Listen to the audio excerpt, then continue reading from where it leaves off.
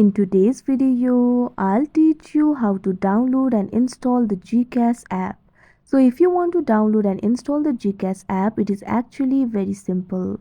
If you're using the Android device, what you have to do is open the Play Store. If you're using the Apple device, open the App Store on your device.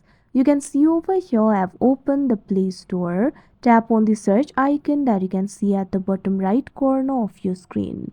Tap on the search bar that you can see at the top. Now once you do that, what you have to do is simply type in GCash and search for it. You'll be able to see the results over here. Find the application for GCash and tap on it.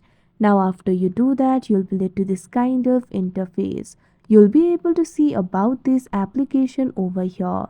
This is a mobile wallet that lets you shop, send, save and more with your smartphone.